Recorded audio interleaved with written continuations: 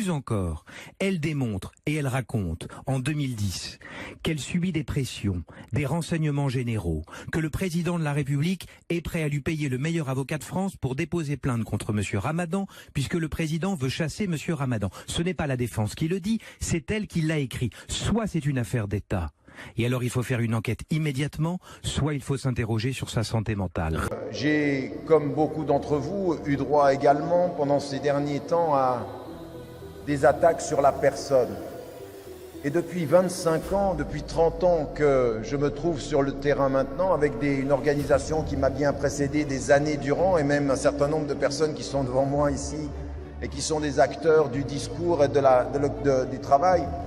On sait aujourd'hui que ce discours et que cette couverture médiatique, elle est parfois biaisée, elle est parfois tendancieuse. Je veux dire que d'avoir droit, par exemple, à 2 pages du Monde qui ne parlent à aucun moment ni d'un livre, ni du message, mais systématiquement de la personne, 5 papiers de Mediapart qui ne parlent pas du discours, mais qui parlent de la personne, ou qui essayent de dénigrer, ou par exemple qui vous disent mais en fait ce qu'il dit ou ce qu'il fait ça vaut pas grand chose, ça n'a pas beaucoup d'impact, mais qui continue à écrire article après article, on dit mais si c'est rien, si ça ne vaut rien, ben laissez tomber, pourquoi vous êtes aussi intéressé à la personne? Et vous toujours d'une chose, parmi les colonisateurs les plus efficaces, il y avait une chose qui était très importante en termes psychologiques, en termes politiques aussi, en termes de pouvoir. Il fallait séparer, il fallait mettre à distance les musulmans de leurs livres. Mais c'est des paroles de colonisateurs. L'un des éléments qui leur permet de résister, c'est le livre. Le grand film que vous avez vu hollywoodien de Roman Mortal en Libye, c'était ça qu'il disait. Quand ils étaient tous et qu'ils avaient peur, il leur disait « Mais tu penses qu'avec ça, ils auront raison de nous ?» Eh bien avec ça, ils n'auront pas raison de nous. Pourquoi? Parce que ça, c'est notre lumière et c'est notre direction. Vous ne pouvez pas continuer simplement à essayer d'être les alliés des dictateurs avant à être la 4e puissance qui vend des armes quand les gens se tuent et espérer qu'ici on va être en paix et qu'il n'y aura pas de problème. Votre silence sur la scène internationale, votre soutien aux dictatures, votre soutien à un certain nombre de régimes ne peut pas ne pas avoir de conséquences sur nous. Nous voulons la paix ici, ça veut dire que nous voulons la cohérence dans vos politiques. Et si nous le disons, c'est parce que nous sommes des citoyens libres et que nous voulons le meilleur pour la France. La France ne sera jamais aussi digne de la France que quand elle sera cohérente avec les valeurs qu'elle défend. La démocratie pour nous, la démocratie pour autrui. La dignité ici, la dignité là-bas. Et même quand on est un Palestinien, et même quand on est un Malien, et même quand on est un Africain, et même quand on est un Birman, et même quand on est une personne des Rohingyas. Tous les êtres, la même dignité. Et vous qui êtes Français, vous devez faire entendre ça à vos politiques.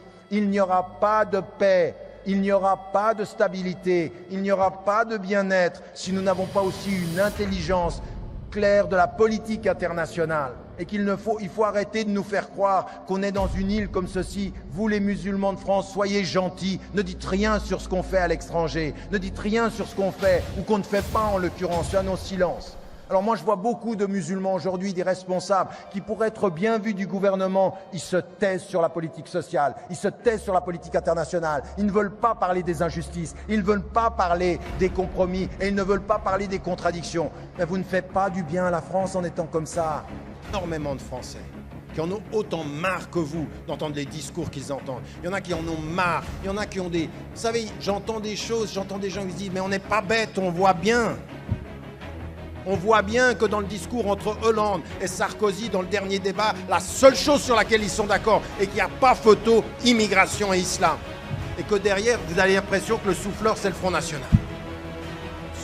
Cette dimension-là, elle doit être comprise dans ce verset-là, qui marche sans arrogance. Et quand ils sont attaqués par ceux qui ne savent pas, et ils ne savent pas pourquoi, ils ne savent pas parce que parfois ils ont la connaissance mais pas la compréhension. Ils ne savent pas parce que parfois ils sont simplement ignorants, ils n'ont pas la connaissance. Ils ne savent pas parfois parce qu'ils sont dirigés par leurs émotions et pas par leur tête.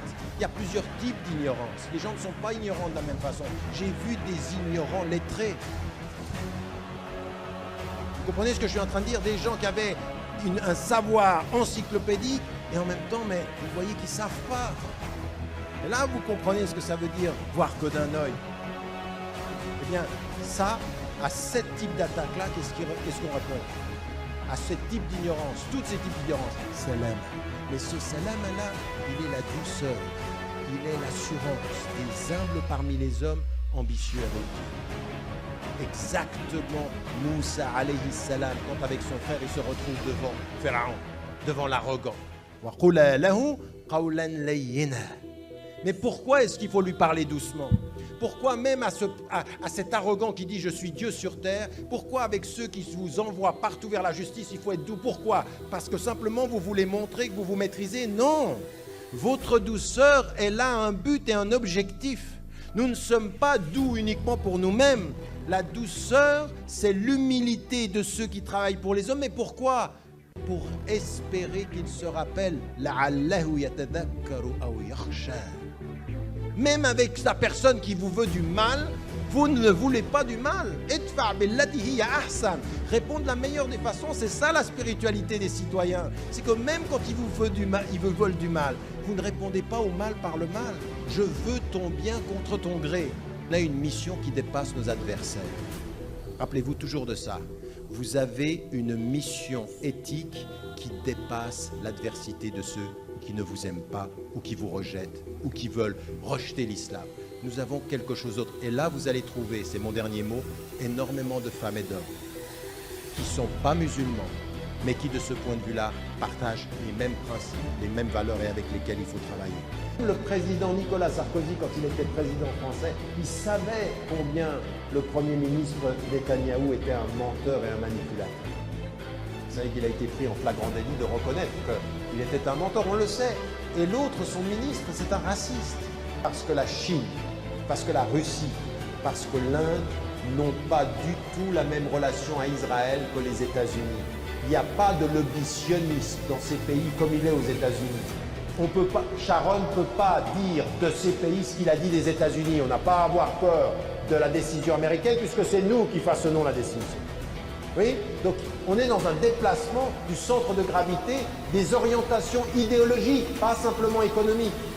La Chine a été le seul pays au moment de son congrès à inviter un représentant élu du peuple en Palestine. Et c'était quelqu'un du Hamas. Et quand on lui a dit « mais comment c'est une organisation terroriste ?», la réponse du ministre c'était « c'est un élu du peuple ».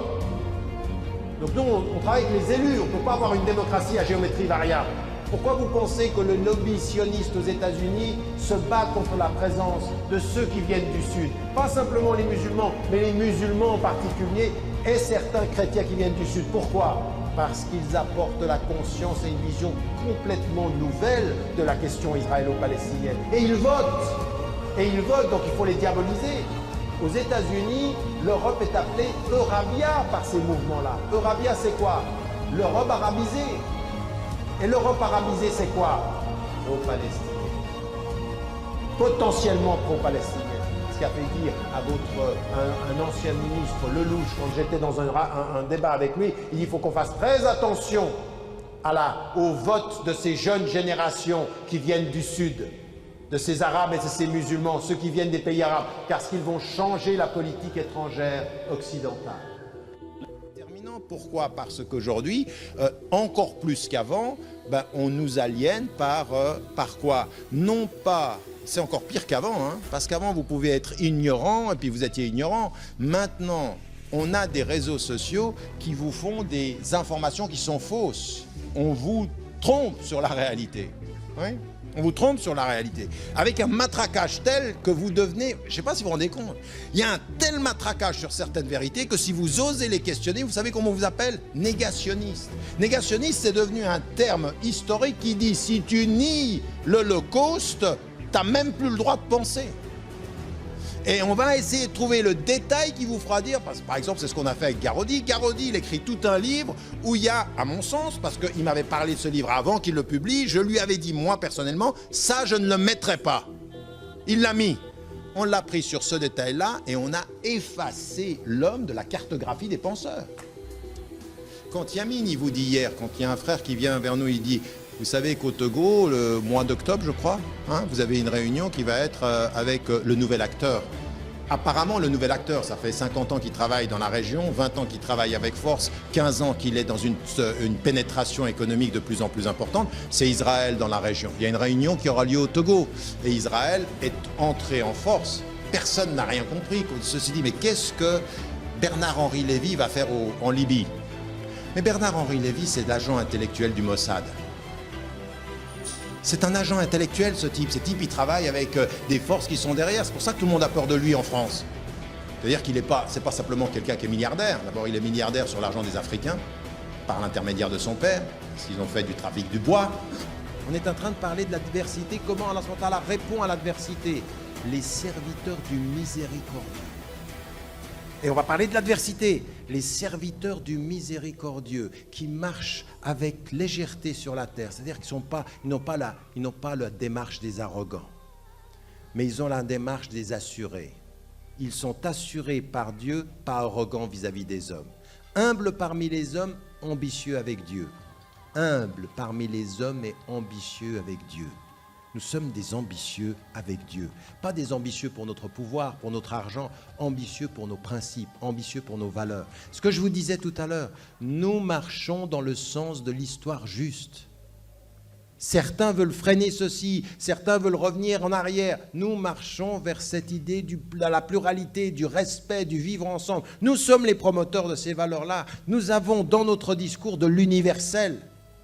Contrairement à tout ce qu'on nous dit, pourquoi vous pensez que depuis 20 ans, chaque jour de votre vie, vous entendez communautariste, communautariste, communautariste? Vous pensez que ça vient de rien, que ce n'est pas une stratégie? Mais plus on vous dit communautariste, plus on veut enfermer le message universel qu'elle vaut. C'est une stratégie à force de répéter que vous êtes communautariste. On veut faire de votre message un message musulman pour les musulmans, rien que pour les musulmans, qu'il ne soit plus audible comme discours universaliste. Et nous, c'est ce qu'on dit, on dit le contraire. On dit mais non, nous on n'a pas du tout de discours pour notre communauté, un discours universel pour les hommes.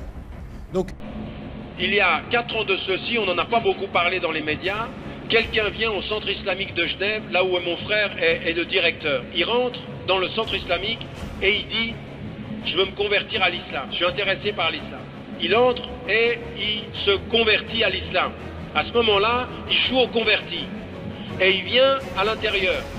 Il a pour mission de venir sur le centre, l'ordinateur du centre islamique et d'établir des connexions avec des sites extrémistes.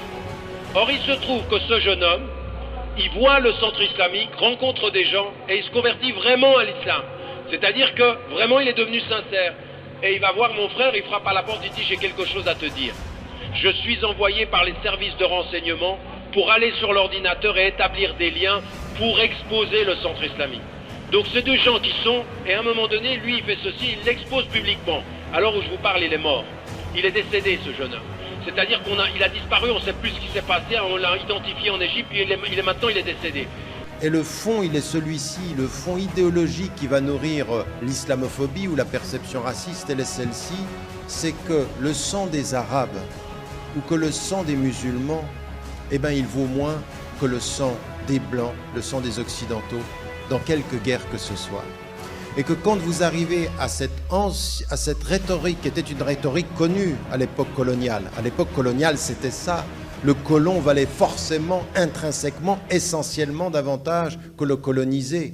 Mais quand vous n'avez plus de colonisation politique et que vous avez un ordre du monde avec une espèce de couverture médiatique qui donne toujours plus d'importance aux morts qui nous ressemblent qu'aux autres morts, à l'autre, à l'altérité, que le mort musulman, que finalement, avec tout ce qu'il faut condamner, les 3000 morts qui sont morts à New York et que nous avons unanimement condamnés, eh bien, c'est comme s'il valait à la puissance 10 les milliers, les dizaines de milliers, les centaines de milliers de morts à travers le monde du Sud, les sociétés majoritairement musulmanes. Nous ne sommes pas aidés par nos gouvernements parce que ce que dit François Burga est vrai, la chalgoumisation ou le fait de choisir les représentants. Et c'est ce que je dis dans l'article hier, je dis mais ça c'est transversal aux États-Unis et en Europe. Regardez qui sont les interlocuteurs de l'État et vous savez que c'est exactement le contraire de ce qu'il faut faire. C'est exactement le contraire. Vous, en fait, vous n'êtes pas en dialogue avec l'islam dans la religiosité qui est représentée. Vous êtes dans un monologue interactif où vous parlez à vous-même, ils disent exactement ce que vous voulez entendre. Et donc à partir de ce moment-là, on n'est pas du tout. Donc là, il faut aujourd'hui, mais ça en même temps c'est à nous de le faire, il faut que de la société civile, que des personnes musulmanes et des personnes d'autres traditions développent ensemble des espaces où cette voie-là va finir. Donc il nous faut des gens courageux en disant mais c'est avec eux qu'il faut parler. Arrêtez de parler avec ceux qui ne représentent rien. Ils ont du vide religieux, ils n'ont pas de crédibilité, ils n'atteignent personne, si ce n'est qu'ils n'atteignent vos oreilles, et vos oreilles elles sont séduites par un discours qui est exactement ce que vous voulez entendre. Si vous voyez, je veux dire le plus grand présentateur du service public français, Pujadas, il fait un livre sur l'islam avec Chalgoum. Je dis, je ne sais pas si vous vous rendez compte où on en est. C'est une personne qui parle tous les soirs à 20h devant 6 millions de Français. Et il donne une crédibilité à quelqu'un, il n'y a pas 2 musulmans qui l'écoutent, lui. 1967, au moment de la guerre des 6 jours, on a 73% des Européens qui sont pro-israéliens. En 1967, 3 Européens sur 4 supportent Israël. En 2008, 67% des Européens sont pro-palestiniens. C'est-à-dire que vous vous apercevez qu'il y a un changement de sensibilité. Et ça vient de quoi? Poser des bombes? Non. Insulter Israël? Non. Être informé et informer nos concitoyens. Ce que font les uns. Un travail de solidarité. Et Israël fait suffisamment d'erreurs pour que ceci aille dans le sens de la conscience. Ce qu'ils ont fait à Gaza, c'était une erreur et ça a porté énormément sur la crédibilité. Mais là, maintenant, ils ont compris. Ils le font sans que ça devienne médiatique. Ils le font en silence. Donc... La vérité n'est pas fortuite. Elle a besoin d'être dite.